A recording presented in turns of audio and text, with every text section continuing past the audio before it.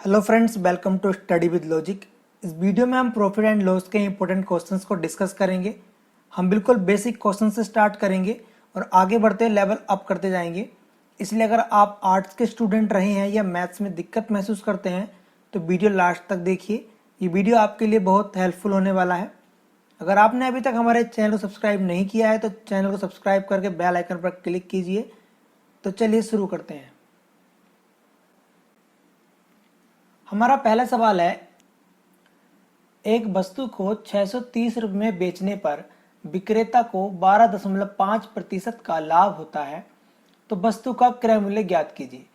अब देखिए, हमें क्वेश्चन में कहा गया है कि कोई वस्तु है, उसको 630 रुपये में जब विक्रेता ने बेचा तो उसको 12.5% का लाभ हुआ। इस सवाल को करने के लिए हम सबसे पहले क्या करेंगे, जो इस सवाल में जो प्रतिशत दिया है उसको हम फ्रैक्शन में लिख लेंगे। कैसे? देखिए, 12.5% यानी कि 12.5% को हम लिखेंगे 12.5/100। ठीक है, इसकी जो फ्रैक्शन बनाएंगे तो ये फ्रैक्शन हमारी बन जाएगी 1/8। ठीक है, यानी कि हम 12.5% को 1/8 भी लिख सकते हैं। देखिए, ये चीज़ अगर आप प्रैक्टिस करेंगे तो आपको सीधे लिखनी है कि 12.5% का मतलब 1/8। अब इस फ्रैक्शन में देखिए, जो ऊपर होता है वो होता है प्रॉफिट। देखिए, यहाँ पर हमें दिया था कि 12.5% लाभ। ठीक है, इसका मतलब कि 12.5% लाभ की जब हम फ्रैक्शन बनाएंगे तो वो आएगा 1/8, और इस फ्रैक्शन में ऊपर जो 1 होगा वो प्रॉफिट होगा और जो नीचे 8 होगा वो हमारा सीपी यानी कि कॉस्ट प्राइस क्रय मूल्य होगा।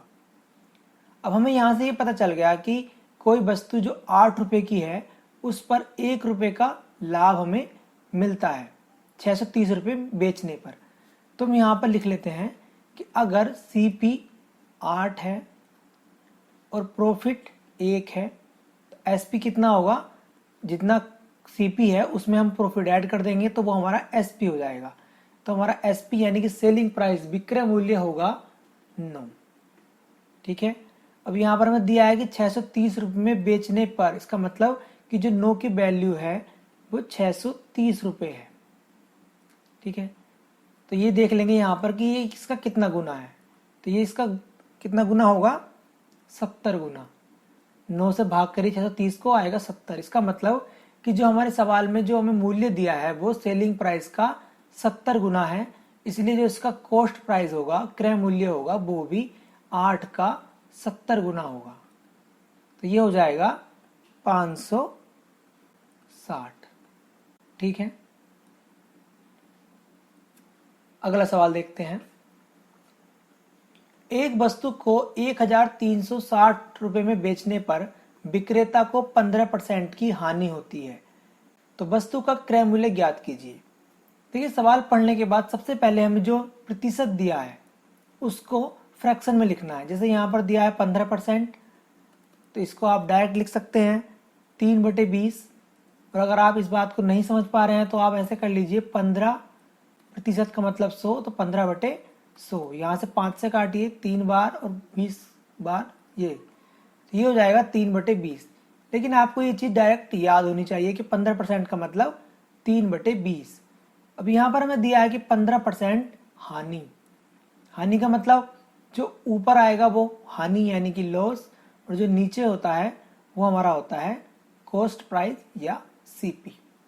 अब इसको एक बार अलग से लिख लेते हैं कि सीपी अगर हमारा कितना है 20 और हमारा लॉस कितना है 3, तो सेलिंग प्राइस कितना होगा, कॉस्ट प्राइस में से जो लॉस होता है उसको घटा देते हैं, क्योंकि लॉस तभी होता है जब हमें कोई चीज़ कॉस्ट प्राइस से कम में बेचनी पड़ती है। इसका मतलब यहाँ पर जो सेलिंग प्राइस होगा वो होगा हमारा 20 में से 3 घटा देंगे, ये होगा 17।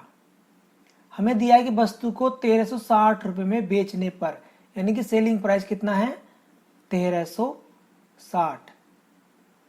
अब 17 से भाग किए 1360 को, तो ये हो जाएगा 80 बार।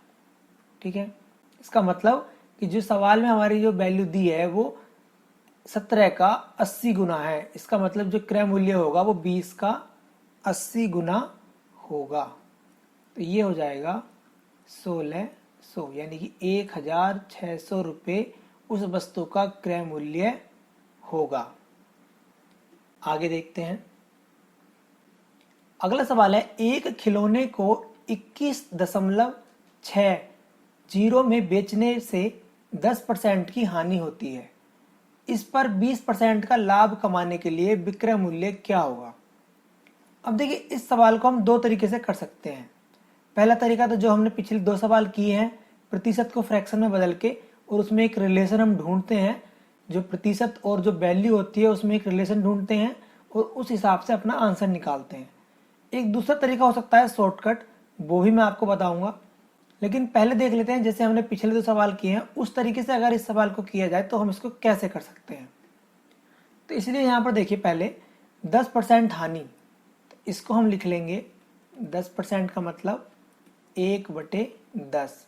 इसमें 1 हो जाएगा लॉस और 10 हमारा हो जाएगा सीपी। अलग से लिख लेते हैं एक बार कि सीपी अगर 10 है और लॉस अगर 1 है तो सेलिंग प्राइस कितना होगा हमारा? 9। ठीक है। अब यहाँ से देखिए, एक चीज़ और बोले कि इस पर 20% लाभ कमाने के लिए। इसका मतलब कि सवाल में हमें दो कंडीशन दी हैं, एक बार 10% की हानि दी है और एक बार 20% का लाभ दिया है। तो अब देखिए 20% लाभ को भी देख लेते हैं। 20% का मतलब होगा 1/5, यानी कि 20/100 कीजिए और उसको जब आप काटेंगे तो वो आएगा 1/5। और 20% लाभ का मतलब ऊपर वाला हमारा प्रॉफिट यानी कि पी और नीचे वाला हमारा कॉस्ट प्राइस।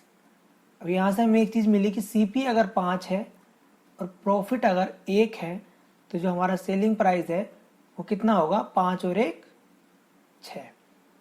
अब देखिए, एक ही सवाल में जो हमारा क्रय मूल्य है खिलौने का वो एक ही होगा। यहाँ पर देखिए 10 है और यहाँ 5 है, तो इसको हम पहले बराबर कर लेते हैं। यहाँ से देखिए, पूरी जो हमारे पास चीज़ें हैं उन सभी में 2 से गुणा कर देंगे, क्योंकि हमें दोनों कंडीशन में कॉस्ट प्राइस को सेम करना है, अलग अलग नहीं हो सकता एक ही चीज़ के लिए। तो यहाँ से देखिए, अगर हम 2 से गुणा करेंगे तो ये हो जाएगा 10, प्रॉफिट 2 का, सेलिंग प्राइस हमारा 12। हमने कुछ नहीं किया है, सिर्फ दो चीज़ें हमारे पास पहले थी उसको हम दुगुना कर दिया है। अब हमें दिया है कि खिलौने को 21.60 रुपये में बेचने से 10% की हानि। इसका मतलब कि ये वाला जो सेलिंग प्राइस था वो कितना था? 21.60 या 60। इसको आप 9 से भाग कीजिए, ये हो जाएगा 2.4। अब यहाँ पर देखिए, ये वाला सेलिंग प्राइस 2.4 टाइम्स है, तो ये वाला जो सेलिंग प्राइस होगा वो भी 2.4 गुना होगा। तो अब देखिए, इसकी गुणा कर दीजिए 12 से, ये हो जाएगा 28.8। यानी कि वस्तु को अगर 20% लाभ कमाना हो तो 28.8 रुपये में बेचना होगा। देखिए, ठीक है। इसके बाद देखिए, अगर हम इसको दूसरे तरीके से करें या कहें कि शॉर्टकट से करें तो कैसे करेंगे? उसको करने के लिए हमें एक बात समझनी होगी कि मान लीजिए कोई वस्तु 100 रुपये की है। ठीक है, 100 रुपये की कोई वस्तु है और उस पर अगर 10% की हानि होती है तो इसका मतलब वो वस्तु कितने रुपए में बेची गई थी? पहले 90 रुपये में। और अगर हमें उस पर 20% लाभ कमाना है तो उसको हमें कितने में बेचना होगा? 100 रुपये की वस्तु को हमें बेचना होगा 120 रुपये में। बस यहीं से हमें अपनी वैल्यू को यहाँ से कंपेयर कर लेना है। कैसे? देखिए कि मान लीजिए पहले 21.6 रुपये में बेचने पर 10% हानि हुई, इसका मतलब जो ये वैल्यू है वो 90 रुपये की है। ये कह सकते हैं कि 90 की वैल्यू है। इसको 120 की वैल्यू में निकालनी है तो गुणा कर देंगे 120 से और ये आएगा 28.8।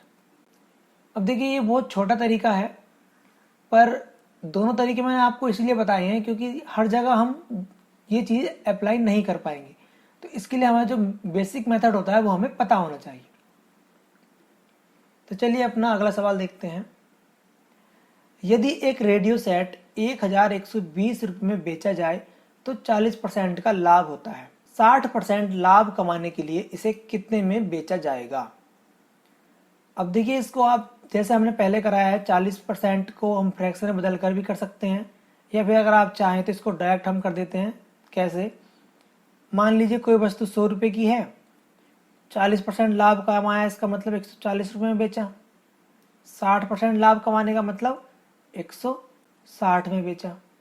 हमें जो वैल्यू दी गई है वो 1120 यानी कि 40% लाभ पर दी गई है। इसका मतलब कि जो 1120 है वो 140 के बराबर है। तो यहाँ से 1 की वैल्यू निकाल लेंगे और हमें निकालनी है 160 की वैल्यू, तो 160 से गुणा कर देंगे और ये आएगा गुणा करके 1280। सिंपल सा सवाल था। अभी हम आगे जैसे बढ़ेंगे तो हम डिफिकल्ट क्वेश्चंस भी करेंगे। तो चलिए अभी आगे देखते हैं। दोस्तों, अगर वीडियो आपको पसंद आए तो वीडियो को लाइक जरूर करें। अगला सवाल है, यदि 16 वस्तुओं का विक्रय मूल्य 20 वस्तुओं के क्रय मूल्य के बराबर हो तो विक्रेता का लाभ या हानि परसेंट बताइए। यहाँ पर हमसे पूछा है कि लाभ या हानि। हमें नहीं पता है कि लाभ होगा या हानि होगा। हमें यह भी देखना पड़ेगा कि इस क्वेश्चन में हमें लाभ हो रहा है तो लाभ परसेंट निकालेंगे, और अगर हानि हो रही है तो हानि परसेंट निकालेंगे। तो पहले देखिए इसको कैसे करेंगे। हमें दिया है 16 वस्तुओं का विक्रय मूल्य। इसका मतलब कि 16 वस्तुओं का विक्रय मूल्य हम लिख लेते हैं। 16 का एसपी जो है बराबर है 20 वस्तुओं के क्रय मूल्य के, 20 के कॉस्ट प्राइस या फिर सीपी के। अब यहाँ से देखिए इसको हम लिख सकते हैं एसपी बटे सीपी बराबर होगा 20 बटा 16 के। एक बार काट देते हैं इसको, ये हो जाएगा 5 और ये हो जाएगा 4। अब देखिए इसको हम डायरेक्ट देख सकते हैं कि अगर कॉस्ट प्राइस 4 होगा तो सेलिंग प्राइस कितना होगा 5। अब देखिए सेलिंग प्राइस हमारा कॉस्ट प्राइस से ज़्यादा है, इसका मतलब यहाँ पर क्या होगा, हमें लाभ होगा। कोई वस्तु अगर अपने क्रय मूल्य से अधिक में बेची जाती है तो लाभ होता है, और अगर कम में बेची जाती है तो हानि होती है। तो यहाँ पर जो हमें प्रॉफिट हो रहा है वो कितना हो रहा है, 5 - 4 1 का। हमें बताना है लाभ या हानि परसेंट। अब यहाँ पर देखिए प्रॉफिट हो रहा है तो लाभ परसेंट हमें निकालना है। कैसे निकालेंगे? Profit percent is equals to, ऊपर लिख देंगे प्रॉफिट 1 और हमारा जो कॉस्ट प्राइस है वो 4 है, और गुणा 100। ये हो जाएगा 25% प्रॉफिट। ठीक है, चलिए आगे देखते हैं।